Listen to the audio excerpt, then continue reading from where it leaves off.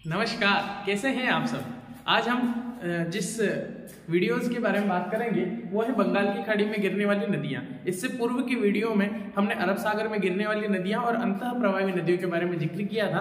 अगर आपने वो वीडियो नहीं देखा हो तो उन वीडियो को आप जरूर देखें, अवश्य देखिए। आज हम बात करेंगे चंबल नदी के बारे में, चंबल नदी के बारे में, दूसरी बनास नदी के बारे में और तीसरी गंभीरी नदी के बारे में। इन तीनों नदियों का जो जल है वो कहाँ जाता है, वो आपके बंगाल की खाड़ी में जाता है। सबसे पहले मैं बात करूंगा आपकी चंबल नदी के बारे में।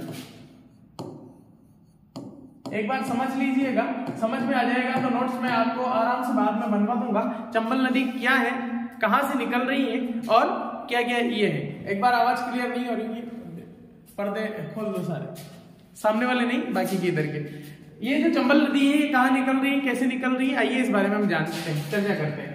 राजस्थान का आपने मैप देखा होगा और आपको राजस्थान का मैप यदि आप ज्योग्राफी पढ़ रहे हैं तो बनाना आना चाहिए। टूटा फूटा कैसा भी है चलेगा, लेकिन आपको मैप बनाना आना चाहिए। अब हम बात करेंगे कि चंबल नदी कहाँ से निकल रही है, तो राजस्थान के दक्षिण से नदी निकल रही है। सबसे पहले तो इसके उपनाम की बात करेंगे। इसके उपनाम क्या है? राजस्थान की कामधेनु,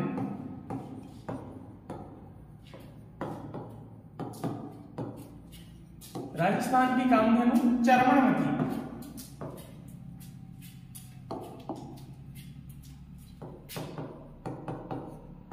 राजस्थान की कामधेनु व चर्मणवती से कहा जाता है चंबल नदी को।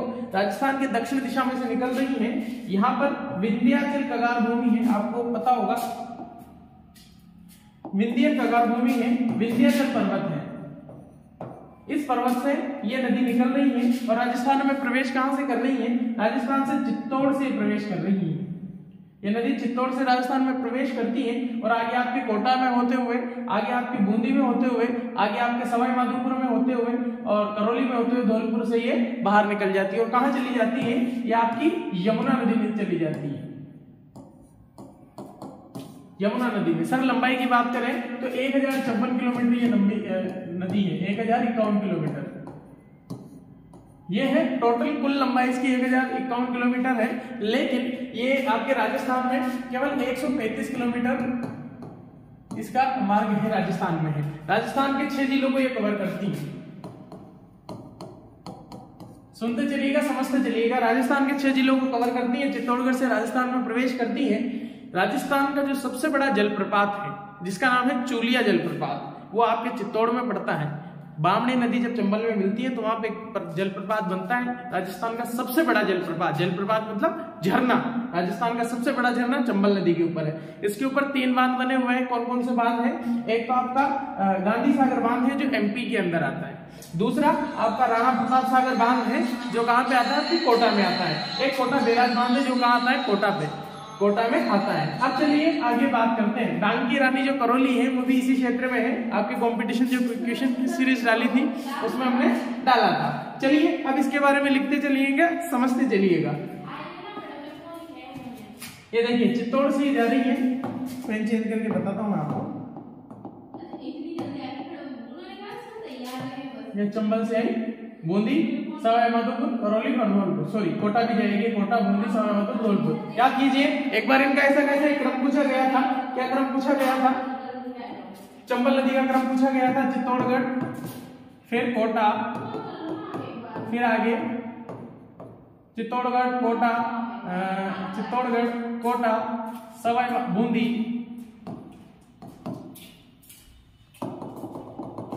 बूंदी, सवाई माधोपुर, करौली,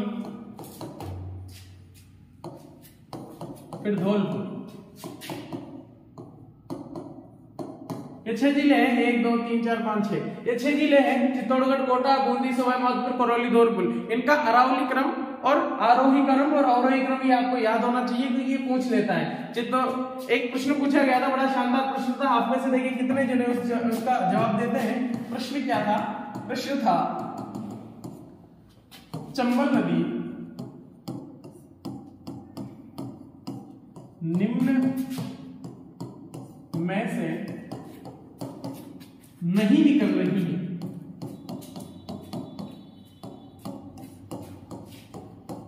बोर्ड द्वारा बड़ा शानदार प्रश्न पूछा गया था। क्या प्रश्न पूछा गया था कि निम्न में से चंबल नदी नहीं निकल रही है, कहां से नहीं निकल रही है? ऑप्शन देखिएगा, कोटा, बारा, झालावाड़,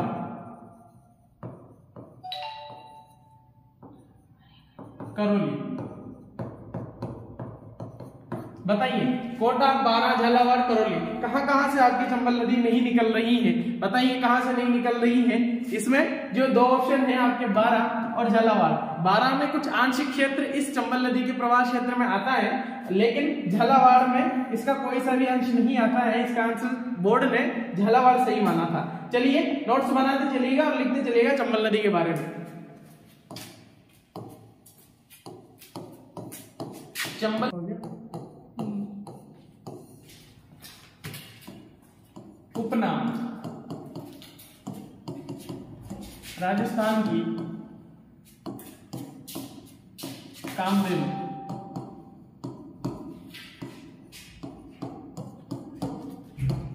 चरवणवती,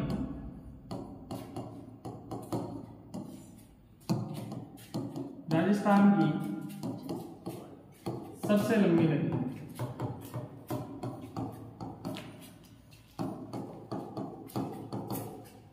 बारामासी नदी,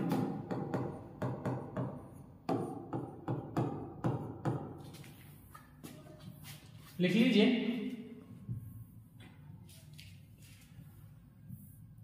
राजस्थान की कामधेनु, चरवावती, राजस्थान की सबसे लंबी नदी बारामासी नदी।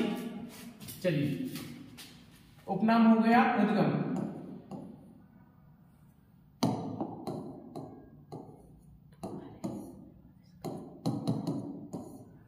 उद्गम,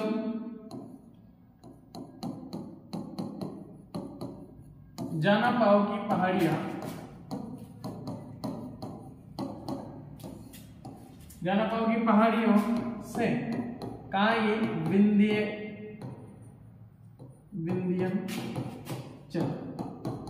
एमपी, मध्य प्रदेश। जाना पाओ की पहाड़ियों से ये निकल रही है आपकी नदी। चलिए, राजस्थान में प्रवेश,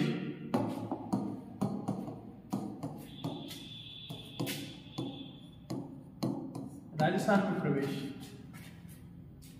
चित्तौड़गढ़ के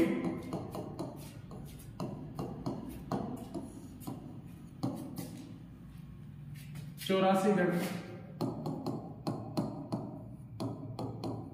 लिखते चलिएगा साथ साथ, चित्तौड़गढ़ के चौरासीगढ़ से यह राजस्थान में प्रवेश करती है।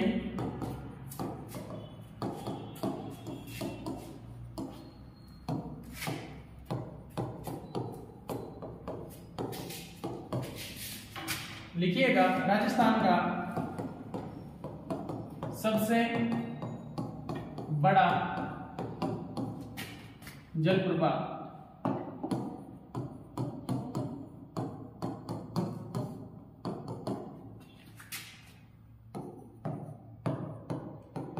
चूलिया जलप्रपात। राजस्थान का सबसे लंबा जलप्रपात, सबसे बड़ा जलप्रपात है चूलिया जलप्रपात। कहां है ये? यह है भैंसरोडगढ़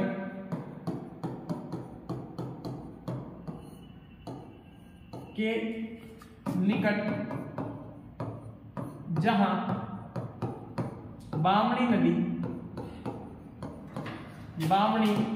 नदी चंबल में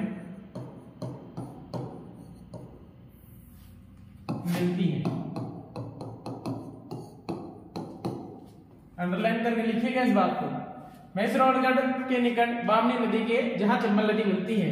कुल लंबाई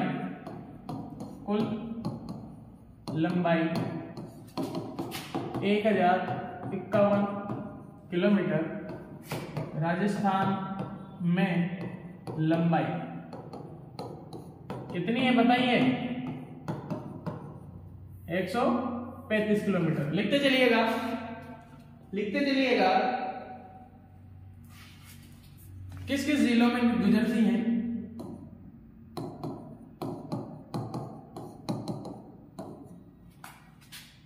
चित्तौड़,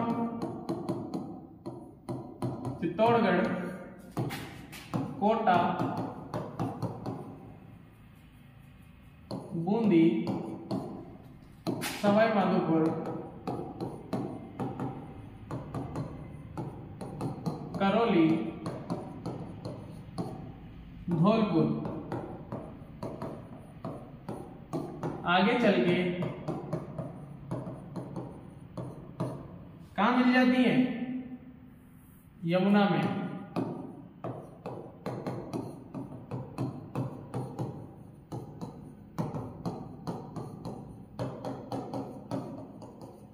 चंबल जाती है यमुना में, यमुना जाती है गंगा में, और गंगा जाती है गंगा सागर। लिखते चलिएगा, फटाफट लिखिएगा। इस नदी पर 4 बांध बने हुए हैं, गांधी सागर, राणा प्रताप सागर बांध,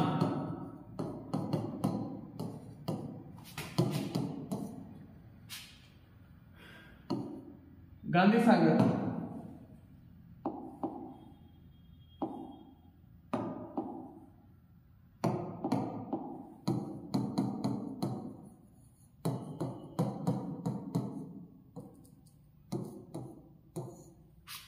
ये एमपी के अंदर है। राणा प्रताप सागर,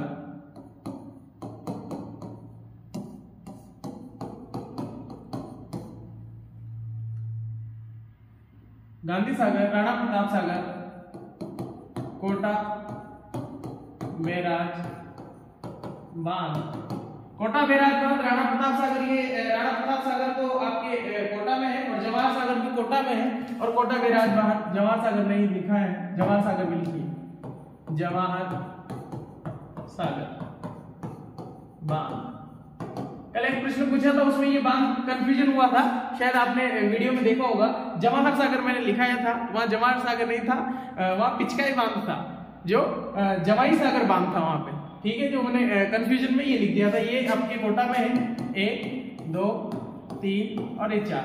ये इनमें से राणा प्रताप सागर, कोटा बैराज और जवाहर सागर एक कोटा के अंदर है, और गांधी सागर कहाँ है? आपके एमपी में। लिखिए, फटाफट लिखिए, स्क्रीनशॉट ले लीजिए इसका। उसके बाद हम आगे चलते हैं। सवाई माधोपुर में, सवाई माधोपुर में, चंबल में, बनास व सीप नदी मिलती हैं। जहां पे 3 नदियां मिलेगी, वहां क्या होगा मित्रों? वहां क्या होगा? वहां त्रिवेणी संगम बनेगा। क्या बनेगा? त्रिवेणी संगम बनेगा। राजस्थान में 3 त्रिवेणी संगम है। 2 के बारे में मैं अभी बताऊंगा, 1 के बारे में अगले वीडियो में बताऊंगा। 2 कौन सा है? एक तो आपका ये, जहां पर सवाई माधोपुर में, चंबल नदी में कौन कौन सी नदी? बनास नदी और सीप नदी मिलती है, वहां त्रिवेणी संगम बनता है।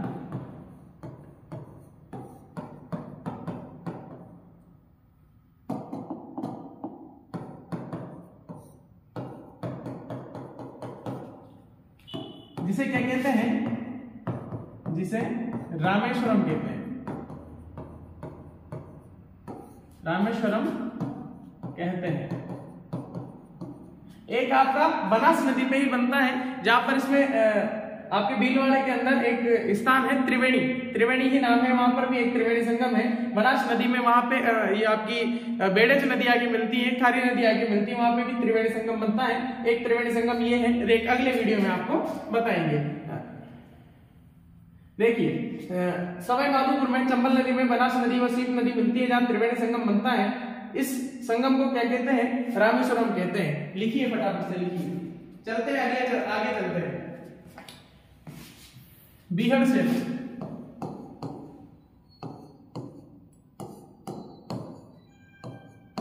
बीहड़ क्षेत्र, यह है धौलपुर में। डांग क्षेत्र, यह तीसरी बार प्रश्न रिपीट हो रहा है, और ये प्रश्न पूछा गया था इसलिए बार बार रिपीट हो रहा है कि डांग की रानी किसे कहा जाता है? करौली को कहा जाता है। डांग की रानी करौली है, और करौली में एक माता जी का मंदिर है, जिसे क्या नाम से जाना जाता है? केला देवी की माता जी का मंदिर के नाम से जाना जाता है। वहां का प्रसिद्ध नृत्य कौन सा है? कौन सी जाति इस माता जी की पूजा करती है, ये आप कमेंट बॉक्स में कमेंट करके बताएंगे कि कौन सी माता जी का मंदिर यहाँ, वो तो मैंने बता दिया केला देवी का है, कौन सी जाति इसमें पूजा करती है और कौन सा नृत्य यहाँ पे किया जाता है, ये आप कमेंट बॉक्स में करके बताएंगे। बीहड़ क्षेत्र के बारे में बात करें, बीहड़ क्षेत्र गंगा नदी चंबल नदी जहाँ से निकलती है, राजस्थान की कामधेनु जहाँ से निकलती है, तो एक बड़े प्रवाह के साथ निकलती है। तब क्या होता है, नदी निकलने के बाद में जिस जिस स्थान पे निकली होती है वहां पे बड़े बड़े खड्डे हो जाते हैं, तो वो खड्डे क्या होता है, डांग, उनको ये कहते हैं बीहड़ क्षेत्र कहते हैं, यानी प्लेन जगह नहीं बचती है, बड़े बड़े खड्डे बच जाते हैं बीच में, ऐसा कहा जाता है। और ये डांग क्षेत्र और बीहड़ क्षेत्र क्या है कि जब पुलिस वाले आते थे गुंडों को पकड़ने के लिए, पहले डाकू होते थे, इतने औजार होते नहीं थे, तो पुलिस वालों के चंगुल से जो डाकू भाग जाते थे वो इस क्षेत्र में जाके बस जाते थे। ये डाकुओं का क्षेत्र भी कहा जाता था। क्यों कहा जाता था, क्योंकि बड़े बड़े खड्डे पड़ जाते थे, तो उसमें किसी भी खड्डे में जाकर के बैठ जाते थे, तो उनको ढूंढना लगभग नामुमकिन हो जाता था, मुश्किल हो जाता था। तो इन दोनों को भी लिख लीजिए आप, बीहड़ क्षेत्र को और कौन से क्षेत्र को, डांग क्षेत्र को। काली सिंध नदी कहाँ पे आके मिलती है, देवास एमपी से नौनेरा कोटा में मिलती है। काली सिंध नदी चंबल नदी की सबसे बड़ी सहायक नदी है, सहायक नदी कहां से निकल रही है, देवास एमपी से निकल रही है, और नौनेरा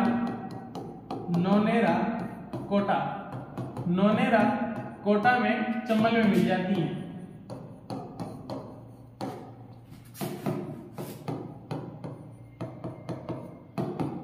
चंबल में मिल जाती है।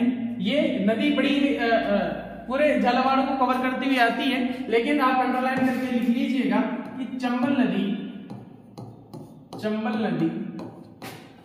झालावाड़ सिंचाई ये झालावाड़ जिले में देती है, लेकिन सिंचाई का पानी देती है, लेकिन झालावाड़ में से ये नदी नहीं निकल रही है। चंबल नदी झालावाड़ से नहीं निकलती है।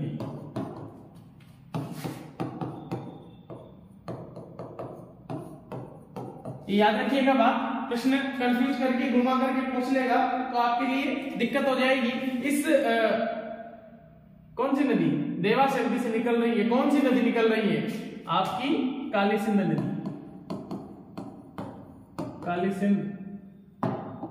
सिंध नदी, ये काली सिंध नदी निकल रही है।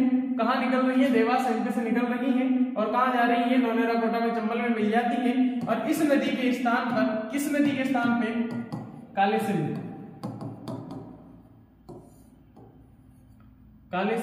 और आहू